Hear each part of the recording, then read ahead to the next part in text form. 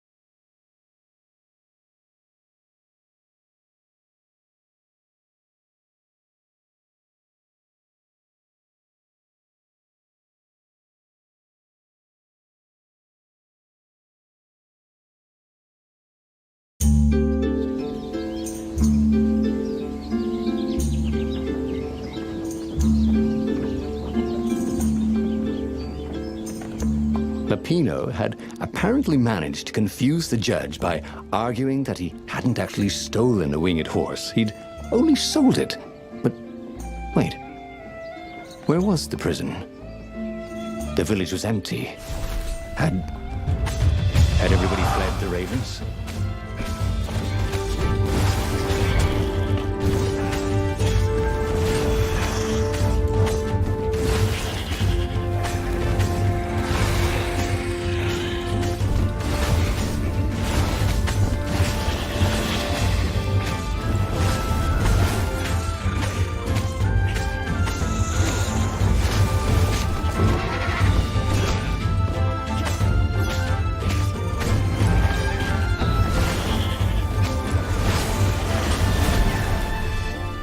The Ravens had taken the town.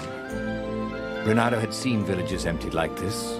All the people taken away to be sacrificed in the Emperor's secret rituals. Renato hoped the people were just hiding.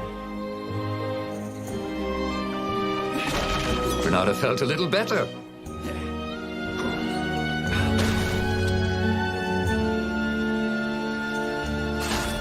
Renato looked around the empty village. How had he ever imagined Lapino was anything but a traitor? Any honest rabbit would have fled with the villagers.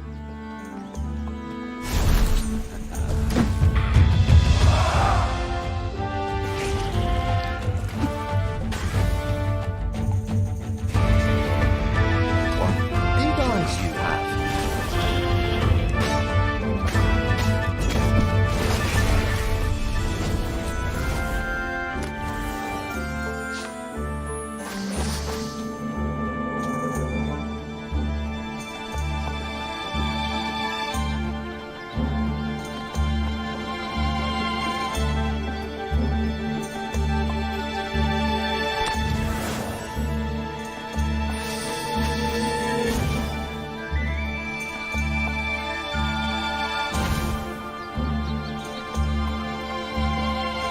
Sometimes, Renato really hated inanimate objects.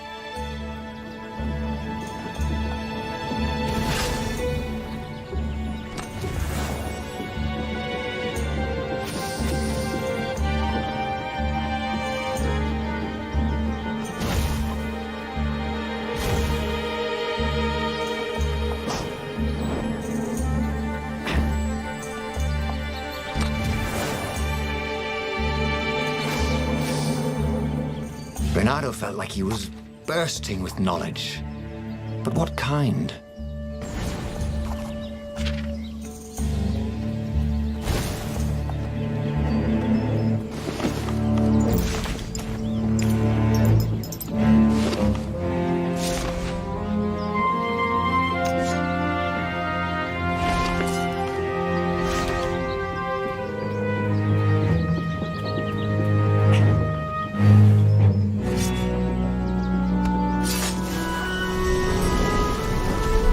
Or I could go that way, he thought.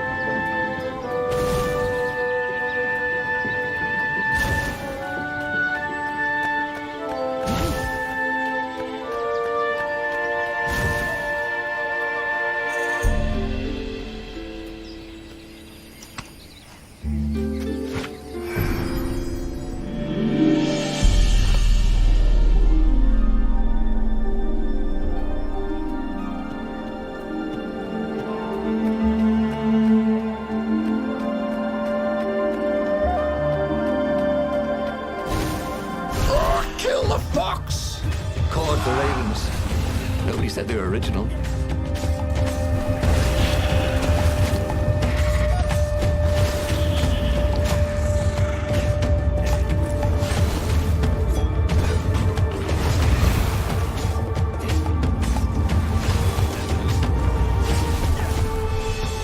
Ravens were landing everywhere. The advance guard. He'd better get moving.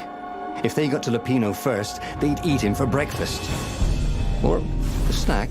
Ravens weren't picky. If they got hungry, they sometimes forgot to interrogate their prisoners. Even top spies like Lapino. Well, unless he really was a traitor, obviously. Then they'd probably pin a medal on his chest.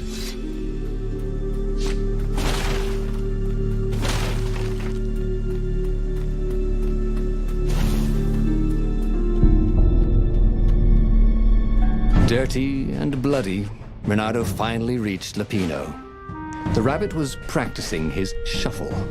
Renato recognized the cards. It was Lapino's favorite deck. Oh, I thought you were in danger. I am. The ravens are coming. Oh, the prison thing. Right, yeah, we see this guard owed me 53 ducats, so we made a deal. They're very reasonable people, actually, for weasels. Now, I got a brilliant plan to kidnap Zenobia. We capture Zenobia, we find out what she knows, and that's the whole war right there. Easy peasy, lemon squeezy. Capture the Emperor's greatest general, who also happened to be a deadly sorcerer and, oh, his only daughter? That would be worth it. On the other hand, he could still get to the core of the Sky Ripper, even if he couldn't get the whole thing. It must have great power.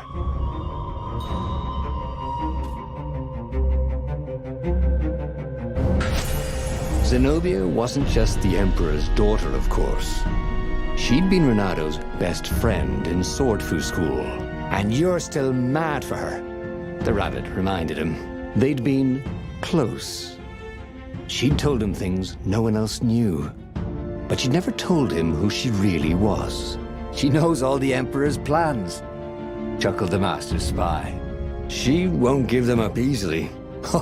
She'll tell the interrogators, all right, said Lapino. Taking her would change the game, all right.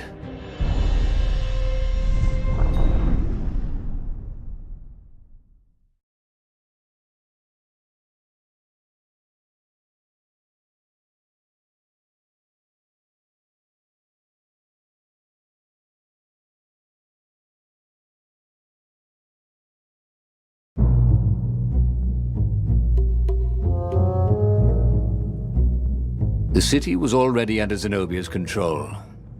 I had to admire her efficiency. Renato shivered at the thought of Zenobia at the mercy of the interrogators. Could he really turn her over to them? But this was war. It wasn't meant to be pretty.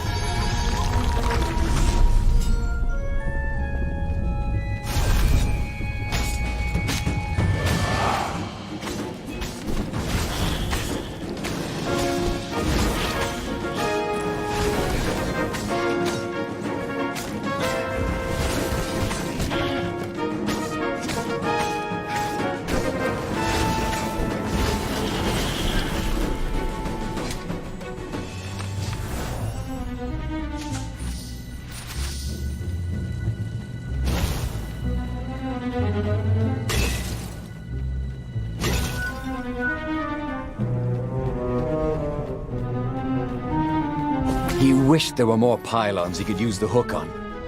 They really needed to construct additional pylons.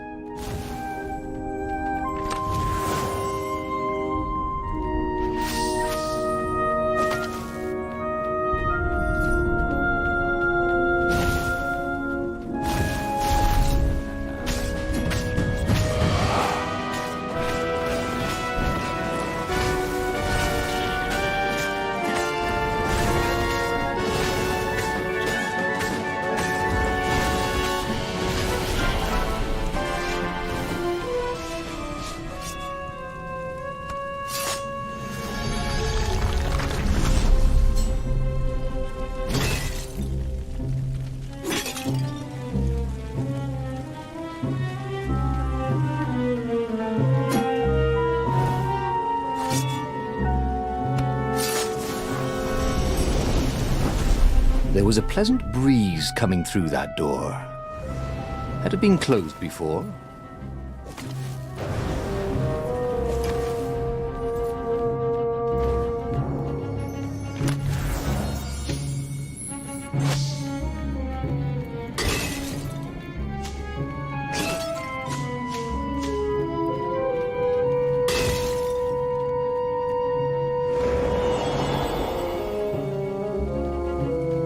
Ooh, wouldn't his gauntlet look swell with that jewel in it?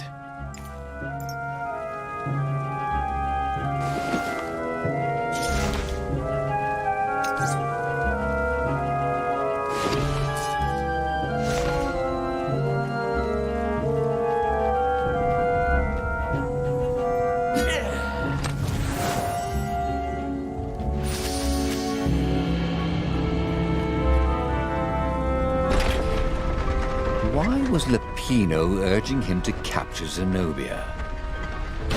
Obviously it was a trap. But you never knew how Lapino thought. Sometimes his plans were so convoluted they did the exact opposite to what Lapino wanted. And there must be some way to play on that, Renato thought.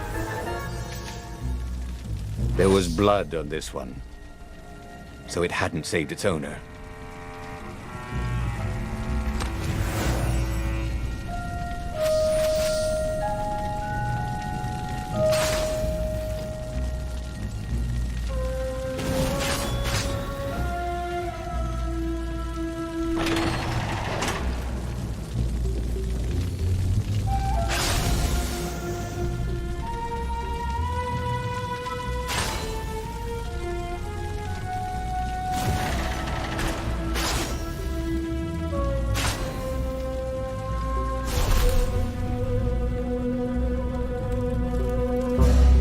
So, what's this plan of yours?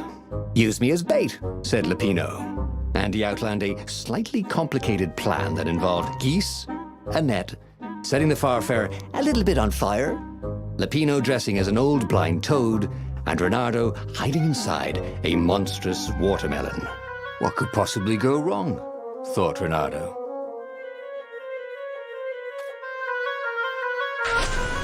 Oh, go ahead. I'm sure you know better, said Lapino.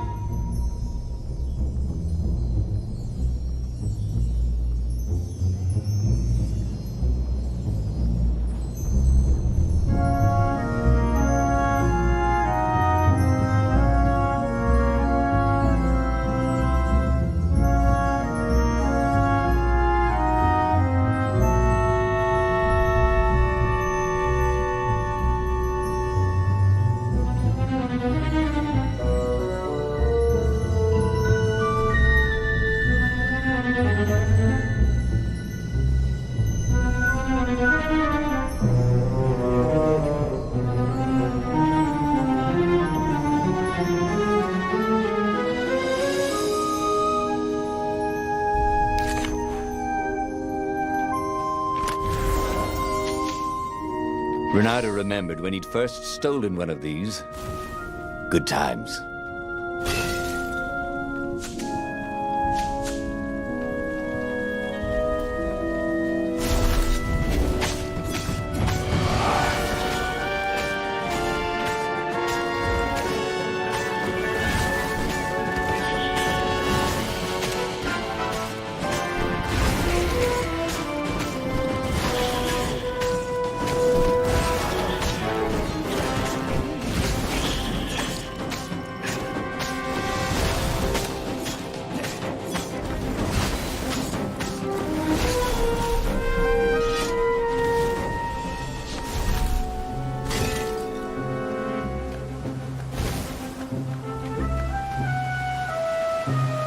Renato slinked through Zenobia's ship, making no sound at all.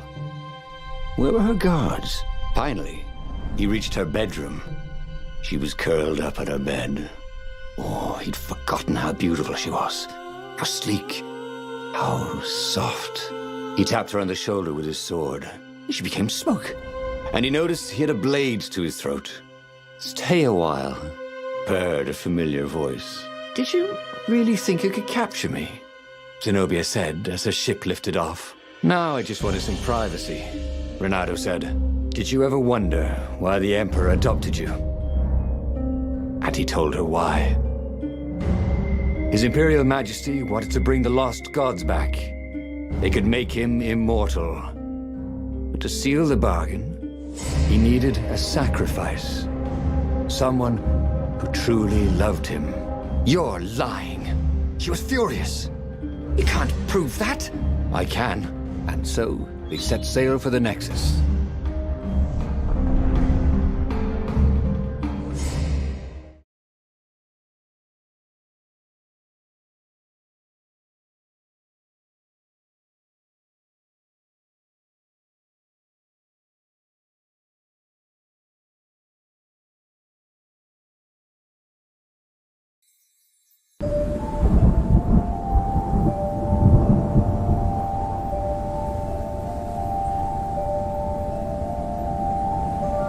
The scientists at the observatory have resurrected one of his victims.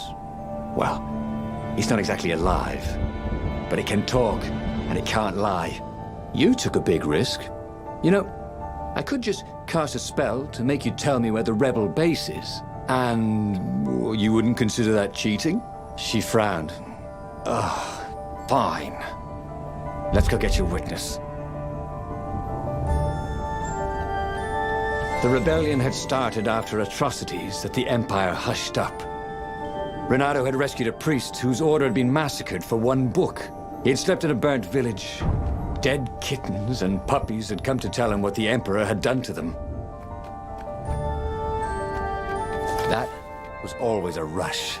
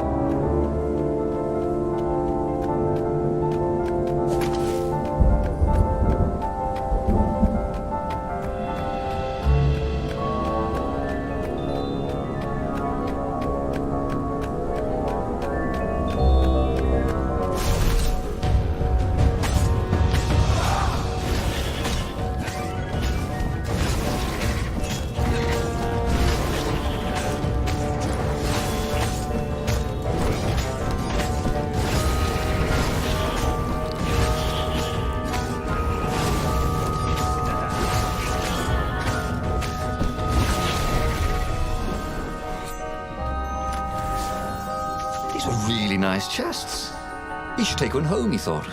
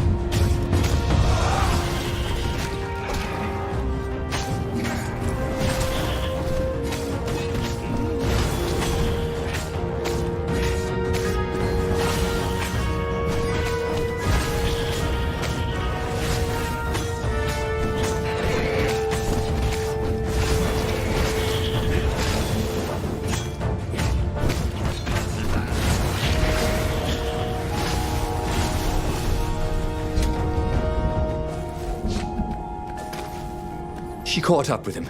Don't you think I'd know if my father started practicing black magic? Why? Would you want to join in?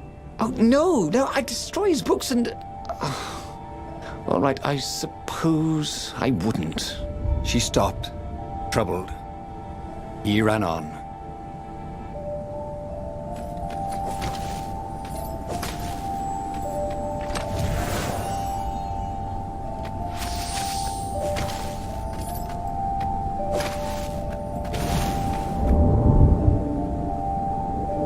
Oh, they really ought to put a railing on this thing, he thought.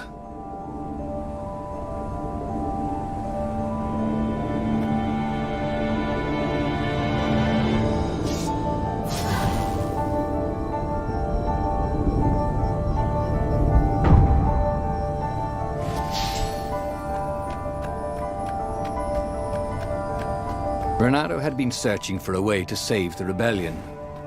Lapino wanted to capture and interrogate Zenobia. But if he could show her proof of her father's madness, maybe she would join the rebellion. If he was a weapons engineer, Renato would make the cannonballs go much faster. And fire randomly, obviously.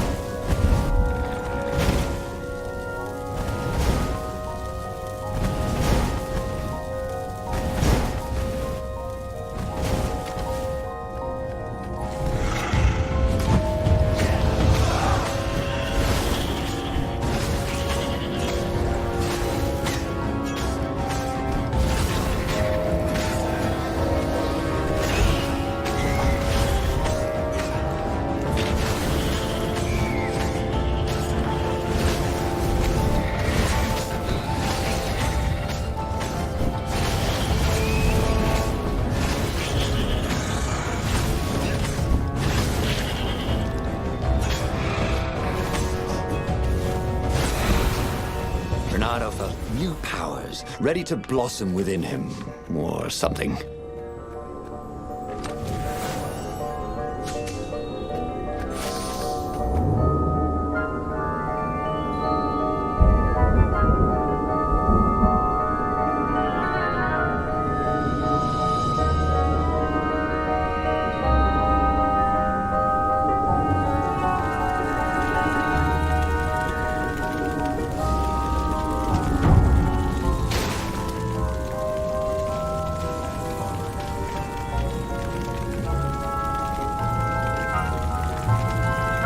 The observatory was a burning hulk. Dead scientists and black feathers everywhere. The ravens had taken care to burn the reanimated witness to cinders. Zenobia stared around, shocked. The scientists had been neutral. They had no part in the rebellion. "Take me to your council," she said, shaken. "I have things to tell them." It was what Renato had gambled on. The Zenobia would turn against her father once she knew his madness. But the rebel base was secret. Could he really risk taking the Emperor's daughter there?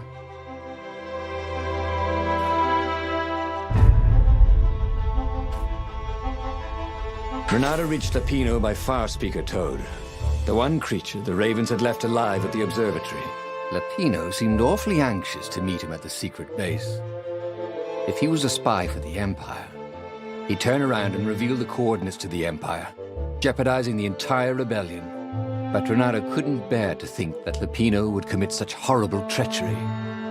There was still good in the Mad Rabbit. He felt sure of it. "I'll meet up with you at the base," Lapino said through the Toad. "Good thinking." Renato gave him the coordinates.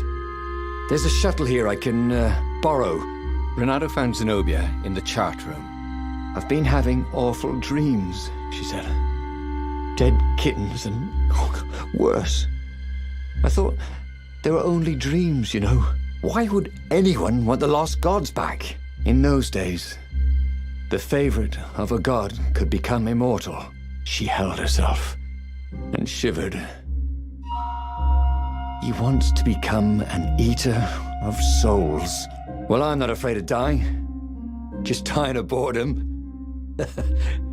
Renato said, but she didn't laugh. Silence fell as they flew towards the ruins of the city of Ubar, where the rebellion leadership was hiding. If Zenobia couldn't help them fight off her father, no one could.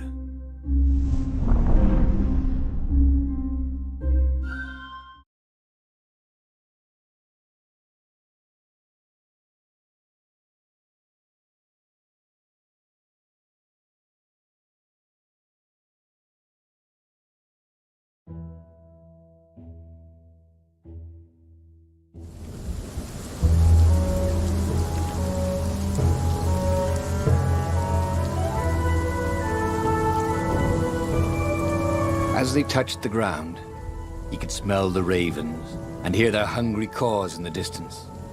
"They're probably looking for me," she said. "You go on ahead." She had that fiery look in her eyes that he'd always loved. It was a bit odd, though, how easy she'd been to convince. It was what he'd gambled on, but he'd expected more of an argument. She'd always loved to argue. She considered it the fastest way to the truth. Maybe she'd long suspected the truth. Sometimes all it took was taking the bandages from your eyes. That must be it, he told himself.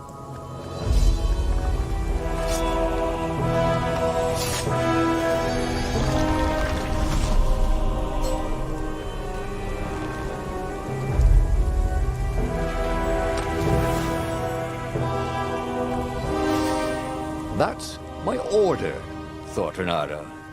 He was such a wit.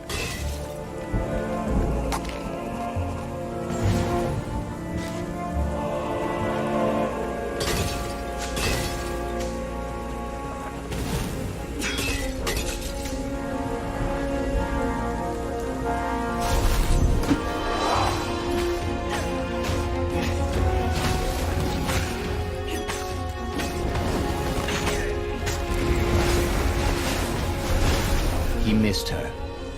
Not Zenobia, Hypatia, the kid's mother. Renato had never thought he'd date a librarian. He'd always figured himself for the barmaid type. But then, he'd never figured the library of Ubar would have comic books, or that Hypatia would know anything about them. He missed her.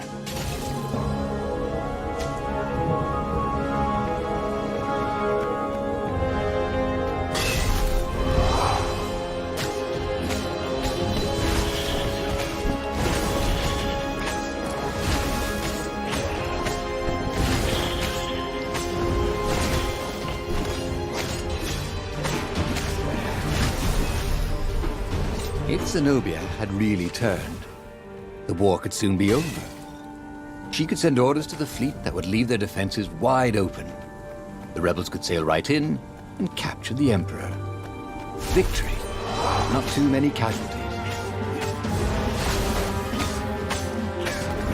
Renato danced around the room yelling, oh yeah, that's how we do it. It was something he liked to do, but only after he'd killed all the witnesses.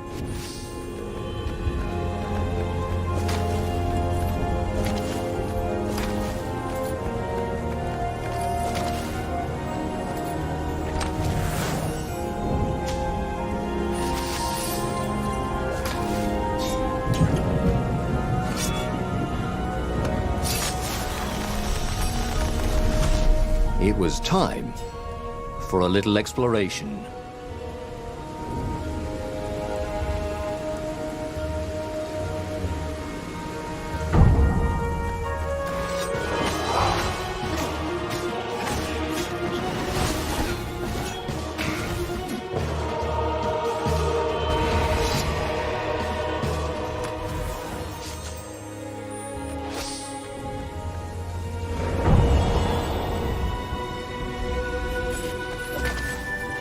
Don't look down, he thought.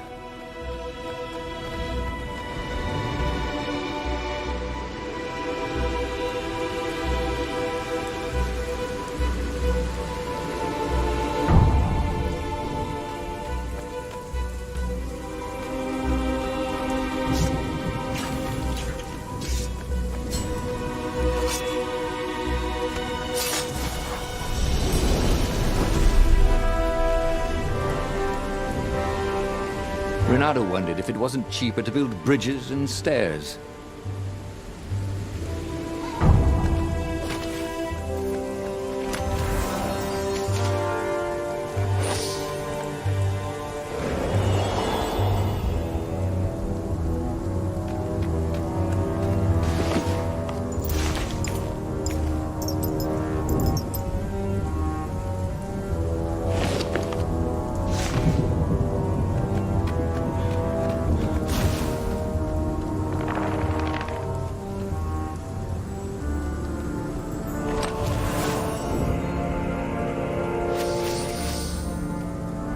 They caught their breath under a ruined arch. It's beautiful, she said. This was the library of Ubar, he said. Your father's ravens thought they had an ancient book. She nodded. Was she crying? This was exactly what I wanted, Renato thought. To turn her to our cause.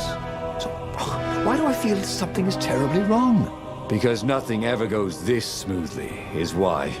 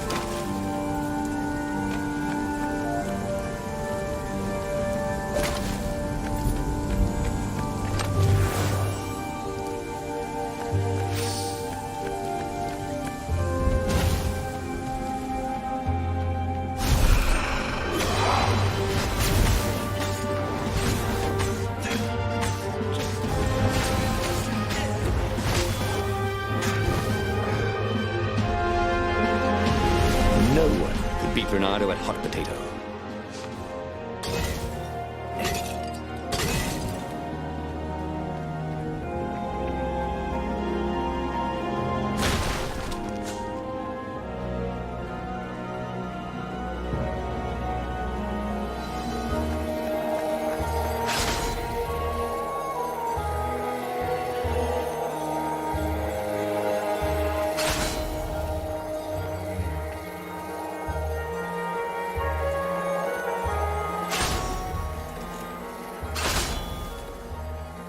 Say goodnight, Gracie, said Renato, wondering who Gracie was.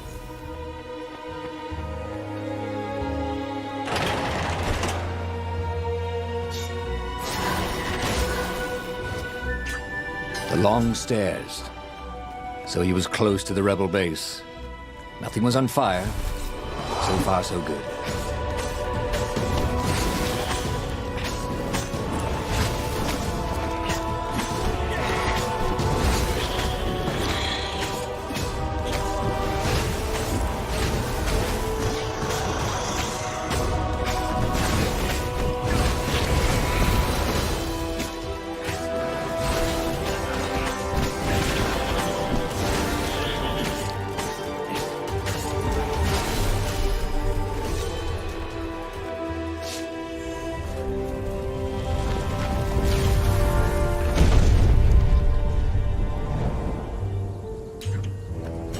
If only he had some way to break the ice. Or convince it he was a friend.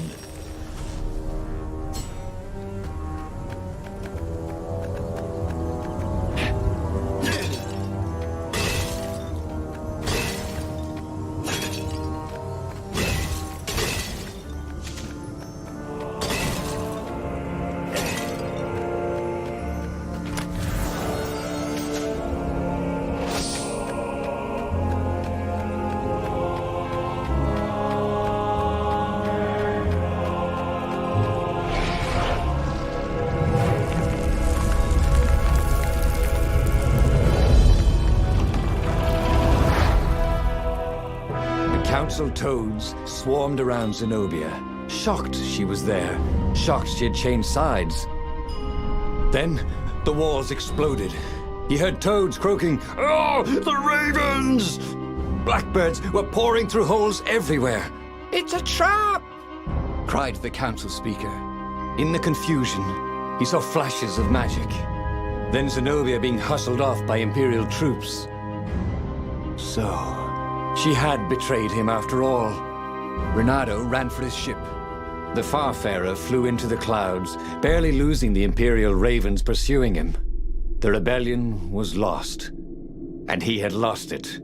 There was nothing to do but find Zenobia and make her pay for her treachery. His heart ached. He still loved her. But he had trusted her, and he had been a fool. She would be back at the fleet, gloating with her mad, bloodthirsty father. For all Renato knew, she was helping him bring back the old, lost gods back from their exile.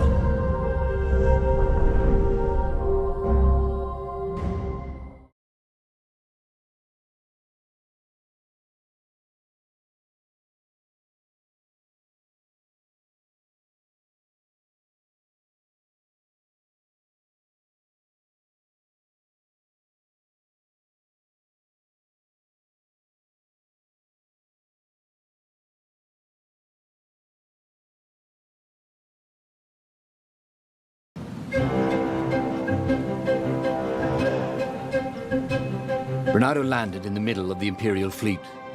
The rebels were losing badly. Without leadership, it was a slaughter.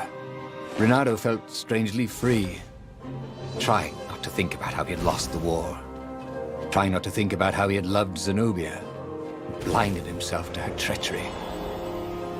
That's what it meant to be a hero.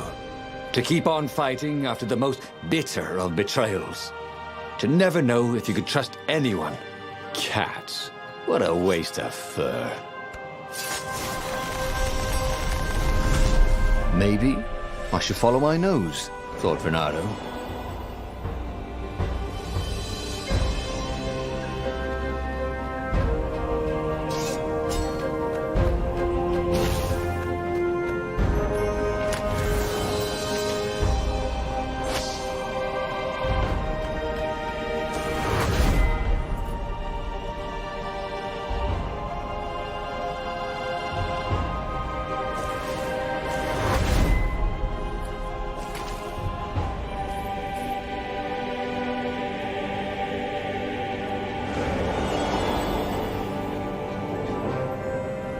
What had happened to Lapino? Had the Mad Rabbit fled to safety? Or was he forlornly carrying on like the few rebels Renato could see here or there? Ugh, it didn't matter anymore. All there was slash and spin, parry and lunge, over and over as he fought his way across the fleet. All there was finding the girl he'd once loved, who had used his love against him and putting as big a hole in her heart as she'd left in his.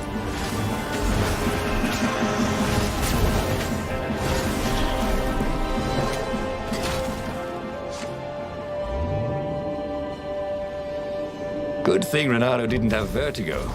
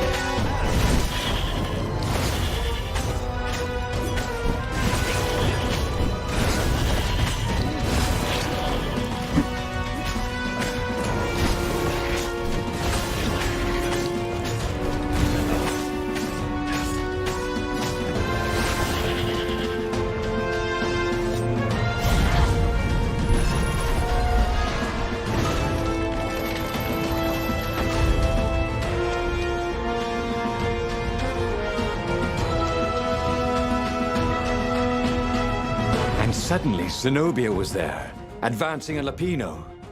So the Mad Rabbit had survived. "Save me, or I'm done for!" screamed Lapino. Zenobia turned, showing her teeth in a smile. "You're alive!" Renato ran towards the witch. "Lapino's the one who betrayed you!" she shouted. "He warned my father!" Before he could think, Renato sank his sword into the sorceress. She stared at him, heartbroken. "No!